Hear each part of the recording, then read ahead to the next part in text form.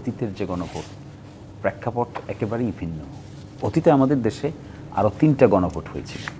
এটা শহীদ প্রেসিডেন্ট জিয়াউর রহমানের আমলে হয়েছিল, একটা লাম কোয়েশ্চেন ছিল যে অমুক কর্তৃক গৃহীত নীতি এবং কার্য প্রণালীর সঙ্গে আপনি একমত কিনা, হা বা না বলুন। একই প্যাটার্নে ছিল হলো হুসেইন মাহমুদ এরশাদেরটা। আর বেগম খালেদা যেটা করেছিলেন 1991 সালে, এটার প্যাটার্ন একটু ডিফারেন্ট ছিল, এটা সংবিধান সংশোধন সংক্রান্ত ছিল।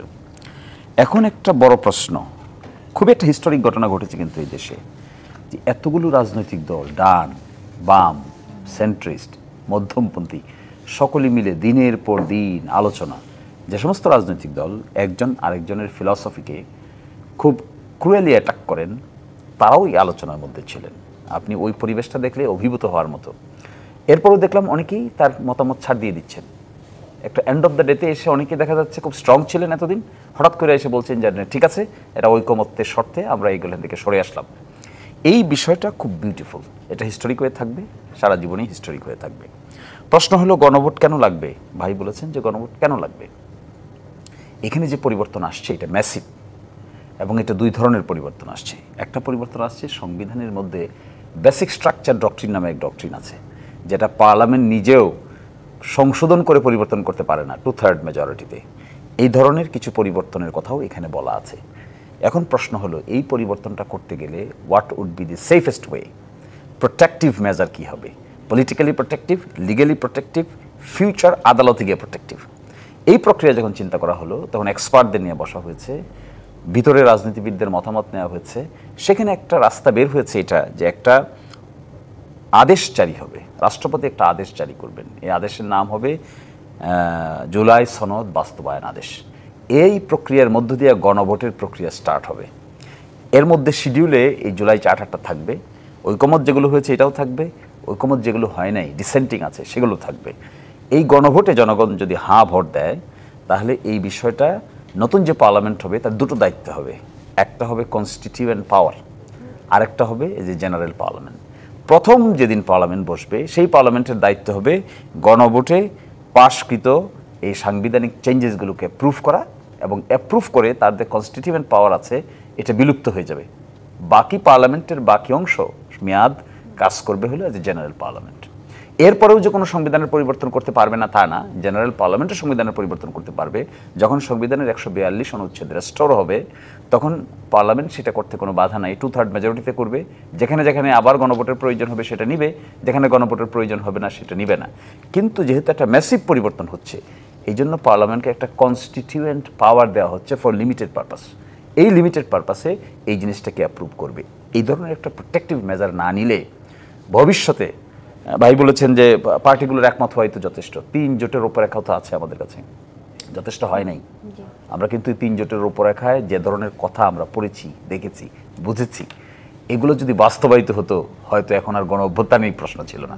আরেকটা কথা এখানে দেখবেন করা হয়েছে, যেহেতু আমাদের একটা ব্যাড এক্সপিরিয়েন্সের মধ্য দিয়ে গেছি, ক্ষমতার সেন্ট্রালাইজেশনের ব্যাড এক্সপিরিয়েন্স, একই ব্যক্তির হাতে সব কিছু, এখান থেকে সবসময় চেষ্টা করা হয়েছে কীভাবে ডিসেন্ট্রালাইজ করা যায়, অধিক সংখ্যক মেকানিজম ক্রিয়েট করা যায় যেখানে অধিক সংখ্যক মানুষ ডিসিশন মেকিং প্রক্রিয়ার সঙ্গে ইনভলভ হতে পারে, যেন একজন ব্যক্তি বা 2জন ব্যক্তির ইচ্ছা অনিচ্ছার উপরে পুরো জিনিসটা নষ্ট না হয়ে যায়।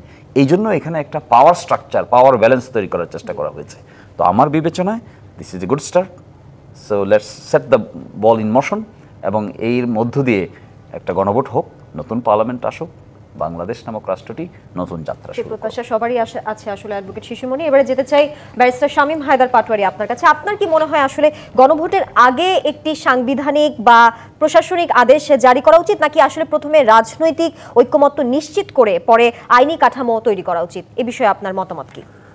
দেখুন, যখন এই গভর্নমেন্ট আসলো তখন there is a genuine need of necessity. একটা সরকার পালিয়ে গেছে, একটা স্ট্রাকচার চলে গেছে, এখন যে কোনো মূল্যে একটা সরকার লাগবে। এখন যে সরকারটি আসছে তখন কেয়ারটেকার গভর্নমেন্ট সংবিধানে নাই, অন্তর্বর্তী সরকার গঠন করা হলো সেটা সংবিধানে নাই। তো সুপ্রিম কোর্টের একটা রেফারেন্স, যদিও ফল্টি, একটা অ্যাডভাইজারি অপিনিয়ন নিয়ে এনারা শপথ নিলেন সংবিধানের আন্ডারে। এবং শপথটা কী ছিল? শপথটা যদি আপনাকে পড়ে শুনি তার মধ্যে একটা আছে, that I will preserve, protect and defend the constitution. এটা কিন্তু চিফ অ্যাডভাইজার এই শপথ নিয়েছেন হাত রেখে।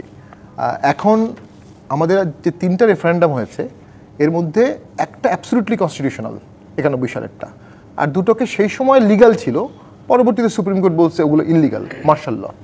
তো যখন জিয়াউর রহমান আসলেন উনি কনস্টিটিউশন সাসপেন্ড করলেন, তার আগেও সাসপেন্ড ছিল, এবং উনি 15 সেপ্টেম্বর 1977-এ রেফারেন্ডাম হলো। সেখানে ভোটিং পার্সেন্টেজ ছিল 98.9% ছিল ইয়েস, 88% কাস্টিং ছিল। তো সেখানে বলা ছিল যে তার যে কন্টিনিউশনটা আছে তিনি পরবর্তী পর্যন্ত থাকবেন। এরপরে এরশাদ স্যার করলেন 21শে মার্চ 1985-এ, সেখানেও বলা হলো যে তার পলিসিগুলো যেগুলো করেছেন এগুলো পরবর্তী সাপোর্ট থাকবে এবং পরবর্তী ইলেক্টেড গভর্নমেন্ট পর্যন্ত উনি দেশ চালাবেন। এই দুটো কিন্তু কনস্টিটিউশনের আন্ডারে হয়নি, এই দুটো হয়েছে মার্শাল লর আন্ডারে। এবং দেয়ার ওয়াজ এ ডাইভার্জেন্স অফ অপিনিয়ন এবং দ্য জাজেস লয়ার। এক পক্ষ বলে মার্শাল ল বৈধ, আরেক পক্ষ বলে মার্শাল ল অবৈধ। স্টেট ভার্সেস ডসো, তারপরে মৌলভী তমিজউদ্দিন, হালিমা খাতুন, এগুলো হচ্ছে মার্শাল ল বৈধ। আর খায়রুল হক সাহেবের জাজমেন্ট, সাবুদ্দিন যদি মানিকের যদি জাজমেন্ট, এগুলো হচ্ছে মার্শাল ল অবৈধ। কারণ আমাদের আর্টিকেল 7-এ বলা আছে supreme is the of the constitution, কনস্টিটিউশনের উপরে কিছু সুপ্রিম হবে না। ওই দুই প্রেক্ষাপটে মার্শাল ল কনস্টিটিউশনের সুপ্রিম ছিল, যেটা পরবর্তীতে অবৈধ ঘোষণা করা হয়ে গেছে। অবৈধ ঘোষণা করার রায়টা এখনও ভ্যালিড আছে। এবং এখন যদি আমরা মনে করি এই মুহূর্তে নেসেসিটি কি আছে একটা কনস্টিটিউশনাল অর্ডারের জন্য, যেটা বলা হচ্ছে প্রেসিডেন্সিয়াল অর্ডার, এটা যখন হতো 72 সালে হয়েছিল, তখন কনস্টিটিউশন অ্যাসেম্বলি ছিল। এটা 51 সালে হয়েছিল, তখনও কনস্টিটিউশন অ্যাসেম্বলি ছিল। অর্থাৎ যখন কনস্টিটিউশন থাকে না তখন পিও হয়, যখন কনস্টিটিউশন থাকে তখন পিও হওয়ার নজির অন্তত বাংলাদেশে আমি দেখিনি, পাকিস্তান ইন্ডিয়াতেও নাই। আরেকটা হচ্ছে স্পেশাল প্রেসিডেন্সিয়াল কনস্টিটিউশনাল অর্ডার, এটাও আমাদের সংবিধানের মধ্যে আমরা দেখি না। এখন শপথ নেওয়া হলো সংবিধানের অধীনে, শপথ নিয়ে তো আপনি সংবিধানের বাইরে যেতে পারবেন না, আপনি তো শপথবদ্ধ হয়ে গেছেন। বিপ্লব অনেক ক্ষমতা দিয়েছে, তাহলে আপনাকে এখন শপথ নতুন করে নিতে হবে। যেমন আমাদের দেশে 70-এর ভোটে যারা জিতেছিল তারা তো পাকিস্তান কনস্টিটিউয়েন্টলি অ্যাসেম্বলির এমপি হিসাবে জিতেছিল, যেটা নিয়ে বলা হয় যে তারা কীভাবে বাংলাদেশ সংবিধান করলো। তারা কিন্তু 72 সালে আরেকবার শপথ নিয়েছে। তাহলে এখন যদি আপনি গণভোট করতে চান, এই গণভোট সংবিধানে নাই।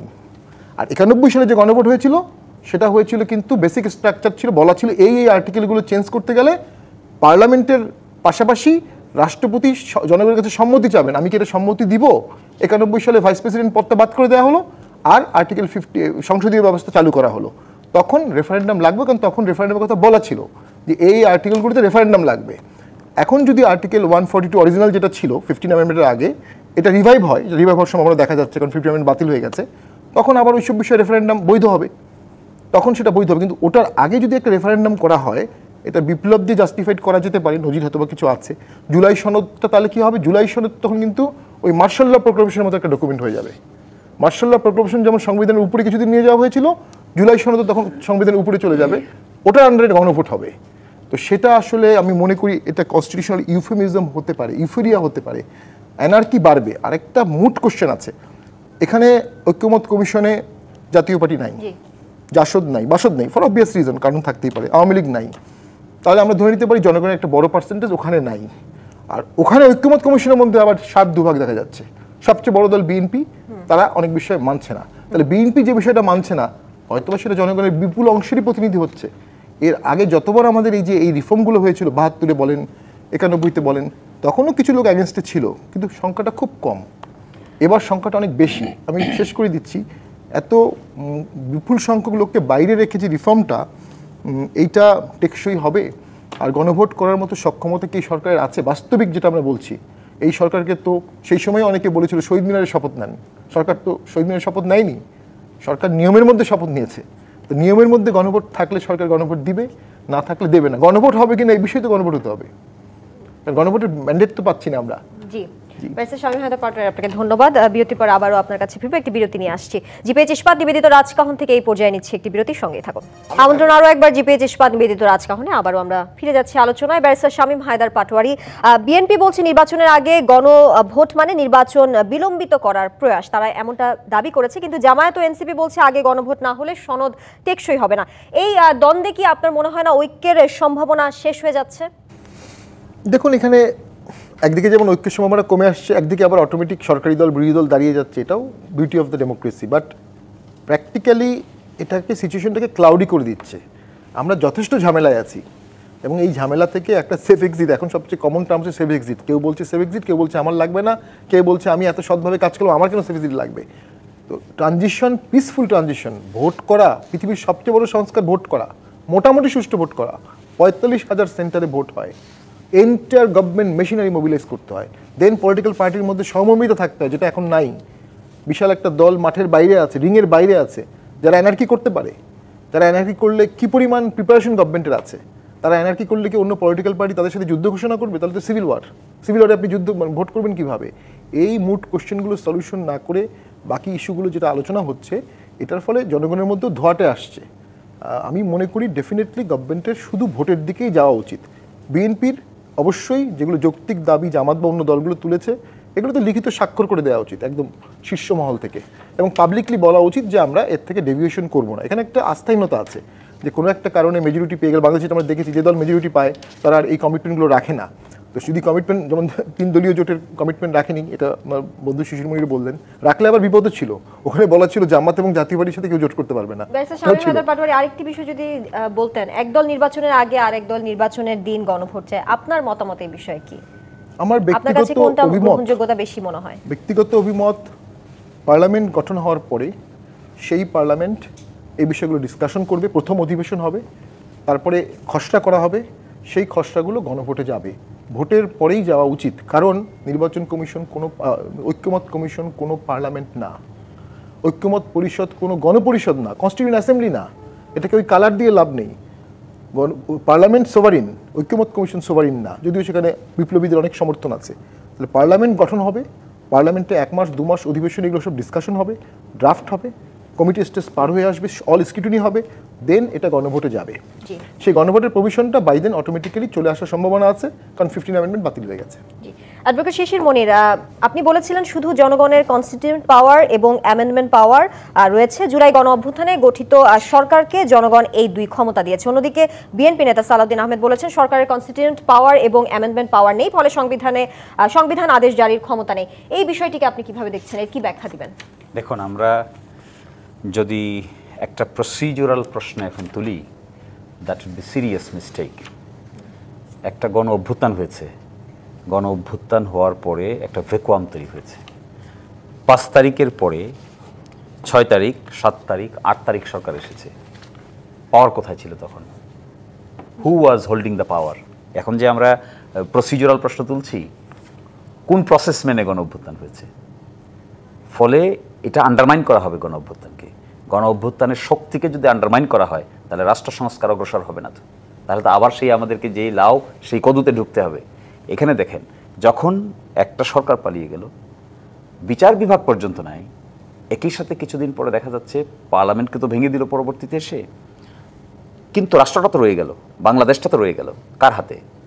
মিলিটারি চিফ কার হাতে? ছাত্র কার হাতে ছিল ওই 6 তারিখ, 7 তারিখ, 8 তারিখ?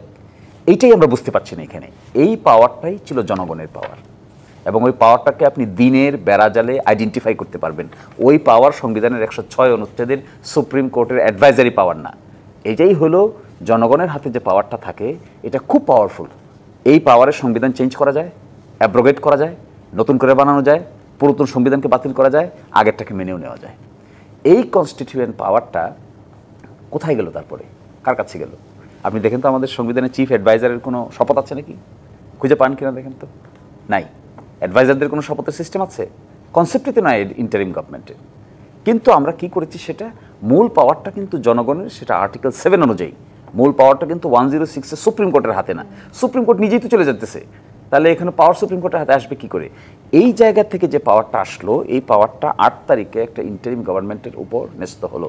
এই যে আমরা বলছি নির্বাচন করব, আপনি যদি স্ট্রিক্ট কমপ্লাই করেন, বর্তমান সিস্টেমের স্ট্রিক্ট কমপ্লাই করেন, তাহলে আমরা নির্বাচনে তো আলি চাই কেন?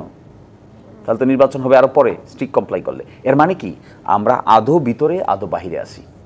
এই আদৌ ভিতরে আদৌ বাহিরের সিস্টেমটা আপনার মনে হয় না অ্যাডভোকেট শিশির মনির, এই 2 দলের এই মতবিরোধ জাতীয় ঐক্যমত্য কমিশন কি আদৌ কোনো একমতে পৌঁছাতে পারবে? পৌঁছেছে তো। এই জন্য আমরা কি রাস্তাকে আমরা প্রথম প্রপোজ করেছিলাম যে একটা বিশেষ সাংবিধানিক আদেশ জারি করুন। তখন প্রশ্ন আসলো, বিশেষ সাংবিধানিক আদেশ জারি করলে এক্সিস্টিং কনস্টিটিউশনকে সাসপেন্ড করতে হয়, অতীতে তাই হয়েছে। তো পরে একটা প্রশ্ন আসলো, বিএনপি থেকে প্রপোজাল দেওয়া হলো আমরা একটা অর্ডিন্যান্স জারি করি। এখন অর্ডিন্যান্স করলে 93-তে দেখা গেল অর্ডিন্যান্স ইজ ভেরি লিমিটেড পারপাসে করা যায়। অর্ডিন্যান্স দিয়ে এত বড় কাজ করা যায় না, সংবিধানও সংশোধন করা যায় না, পার্লামেন্টের গাঠনিক পাওয়ারকেও পরিবর্তন করা যায় না। তাহলে রাস্তাটা কি? রাস্তাটা হলো, আরেকটা অপশন বের হলো যে এরকম একটা আদেশ জারি করতে সুনির্দিষ্টভাবে কোথাও বাধা নাই। সোর্স কি? সোর্স হলো জুলাই ঘোষণা। সোর্স কি? সোর্স হলো আর্টিকেল 48। সোর্স কি? সোর্স 152। এবং অতীতে বাংলাদেশে এগুলো হয়েছিল।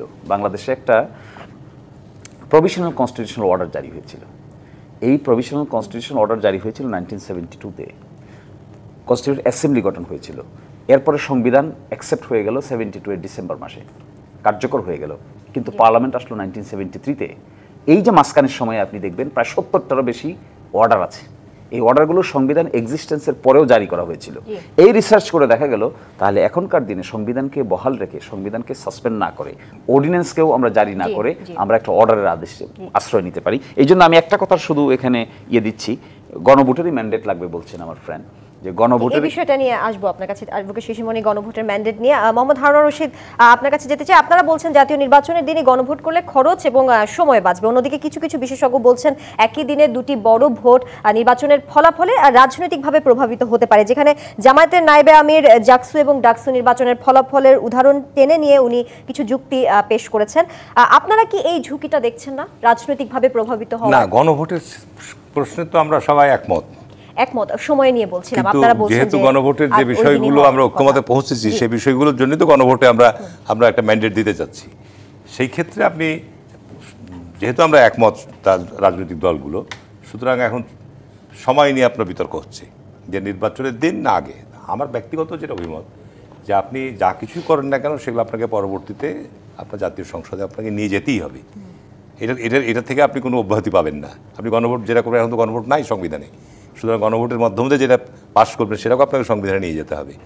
আমার যেটা ব্যক্তিগত অভিমত, যে এখানে আপনি একই দিনে করলে আপনার আমাদের যে দেশের যে অর্থনৈতিক অবস্থা, এখানে 1000, 2000, 3000 কোটি টাকা খরচ হতে পারে। সেই খরচটা আপনার তো একটা বাড়তি খরচ হবে আলাদা সময় করলে। একই দিনে করলে একই খরচই আপনার হবে। আর দ্বিতীয়ত কথা হচ্ছে যে আপনি আমাদের দেশের, আমার অতীতের 30-40 বছরের দেখা, যেটা আপনি যদি অ্যারেঞ্জ নির্বাচন না করেন, লোক দেখানো নির্বাচন যদি আপনি করতে না আসেন, তাহলে এইখানে আপনি করতে চান, আমি একদম পরিষ্কার বলছি যে আপনি যদি শুধু এই জুলাই সনদকে কেন্দ্র করে আলাদা দিন তারিখ দিয়ে গণভোট করতে চান, ভোটারের উপস্থিতি হবে খুবই সীমিত। এবং তাহলে সেই ক্ষেত্রে একটা প্রশ্ন আসবে যে আপনি এখানে কত পার্সেন্ট ভোটার। অতীতে আপনি যে গণভোটগুলো হয়েছে 88%, 79% বা আপনার এই ধরনের পার্সেন্টেজটা কাস্টিং দেখানো হয়েছে। আর এখানে যদি আপনার দেখা যায় বাস্তবে 20% বা তারও কম পার্সেন্টেজ কাস্টিং হয়, তো সেই বিষয়গুলো তখন দেখবেন যে আমরা যারা আলোচনা করছি, আবার আপনাদের এই গণমাধ্যম আর প্রিন্ট মিডিয়াতে এগুলো নিয়ে ব্যাপক আলোচনা শুরু হবে যে এর বৈধতা কী। দেশের শতকরা 100 ভাগ ভোটের মধ্যে মাত্র 20%, 15%, 5% ভোটার এখানে উপস্থিত হয়েছে। তাহলে এই গণভোটের মধ্য দিয়ে যে আমরা সনদ পাশ করলাম, এর কতটুকু যৌক্তিকতা, কতটুকু বৈধতা, এগুলো নিয়ে আমাদের ডিবেটের কথা শেষ থাকবে না। যেটা আমি শামীম হায়দার পাটোয়ারির সাথে একমত। আমি যেটা মনে করি, শামীম হায়দার পাটোয়ারি যথার্থই বলেছে, আপনাকে বাংলাদেশে তো যুদ্ধে আমরা এই পর্যন্ত আসছি। 71-এর যুদ্ধই বলেন, 7ই নভেম্বরের যুদ্ধই বলেন, আবার 82 24শে মার্চ ওটাও একটা যুদ্ধ, আবার আপনার 90-এর যুদ্ধ, আবার এই 24শে জুলাই কত বছরের যুদ্ধ আমরা এই পর্যন্ত আসছি। এবং প্রত্যেকটা প্রেক্ষাপটই কিন্তু এক একটা বহুল ঘটনা আছে। তো সেই ক্ষেত্রে সেগুলোর মধ্য দিয়ে আপনি বিশ্লেষণে যাচ্ছেন। সেগুলোর মধ্য দিয়ে আপনার 72-এর সময় একরকম ঘটনা ঘটেছে। 7ই নভেম্বরে সিপাহী জনতার বিপ্লবের জিয়া রহমান ক্ষমতা আসার পর তখন একটা আপনার যে সুপ্রিম কোর্ট আপনার ওটাকে বৈধতা দিয়েছে, আবার পরবর্তীতে ওই সুপ্রিম কোর্টই আবার বলছে যে না, এটা সামরিক আইন অবৈধ ছিল। তো যে একটা সময় আপনি যখন এই পার করবেন, এই যে 1 বছর বা 2 বছর, অন্তর্বর্তীকালীন সময়ের যে সমস্ত আদেশ, যে সমস্ত কার্যক্রম, যে সমস্ত কিছু আপনার সময় পার হচ্ছে, এটাকে আপনি কীভাবে অবৈধ করবেন? অবৈধ করি আমি সেই সময়কে ব্যাকে আবার ফিরে যেতে পারবো না। তাহলে আপনাকে বাস্তব অবস্থার মধ্যে আমরা মনে হয় রাজনৈতিক দলগুলো আমরা যে বিষয়গুলো নিয়ে অহেতুক বিতর্ক তৈরি করছি, এবং এটা জনগণের মধ্যে কিন্তু একটা, আমি মনে করি পারসেপশনগত ক্ষেত্রে জনগণের মধ্যে একটা বিরক্তি তৈরি হচ্ছে, জনগণের মধ্যে একটা শঙ্কা তৈরি হচ্ছে যে আগামী নির্বাচন কি আসলে হবে না আসলে এগুলো নিয়ে আমরা বিতর্ক করতে থাকবো, এরকম কিন্তু শঙ্কা জনগণের মধ্যে আছে। যে কারণে আমি মনে করি যে শামীম হায়দার পাটোয়ারি যেটা বললো যে আপনার সামনে নির্বাচনে আমাদের দেশটাকে এখন গণতন্ত্রের পথে উত্তরণটা হচ্ছে সবচাইতে জরুরি। জাতীয় নির্বাচন বলেন, স্থানীয় সরকার নির্বাচন বলেন, এই নির্বাচনগুলো দিয়ে একটা অবাধ সুষ্ঠু নির্বাচনের মধ্য দিয়ে আপনার গণতান্ত্রিক উত্তরণটা হচ্ছে সবচেয়ে জরুরি। তারপর আপনি পার্লামেন্টে গিয়ে যেটা আমরা ঐক্যমত হচ্ছি, সংস্কার কমিশন হচ্ছে, বিভিন্ন বিষয় পার্লামেন্টে আলোচনা করে, এই আলোচনা যেটা আমরা ঐক্যমত হলাম, এগুলো আপনি পার্লামেন্টের মধ্য দিয়ে আপনি নিষ্পত্তি করেন। সেই ক্ষেত্রে যদি আমরা কেউ ওখান থেকে পিছিয়ে আসি, আমরা তো রাজনৈতিক দল করি, জনগণ আমাদের প্রত্যাখ্যান করবে। মোহাম্মদ হারুন রশিদ, আপনাকে ধন্যবাদ। আমরা আবারও আলোচনায় ফিরবো, একটি বিরতি নিয়ে ফিরছি। জিপিএইচ ইস্পাত নিবেদিত রাজকাহন থেকে এই পর্যায়ে আরও একবার বিরতি নিচ্ছি, সঙ্গে থাকুন। আমন্ত্রণ আরও একবার জিপিএইচ ইস্পাত নিবেদিত রাজকাহনে আবারও ফিরে যাচ্ছে আলোচনায়। ব্যারিস্টার শামীম হায়দার পাটোয়ারি, আপনার কাছে আমি জানতে চাই, এবি পার্টির চেয়ারম্যান মুজিবুর রহমান মঞ্জু বলেছেন রাজনৈতিক দলগুলোর ইগো সমস্যাই এখন জাতীয় ঐক্যের অন্তরায়। সেই সাথে তিনি বলেছেন এই যে জুলাই সনদ বাস্তবায়ন নিয়ে যে বিতর্ক, পরোক্ষভাবে আমরা সীমান্তের ওপারের চাওয়াকেই প্রাধান্য দিচ্ছি। আপনার দৃষ্টিভঙ্গিতে এই বক্তব্যের সাথে আপনি কতটা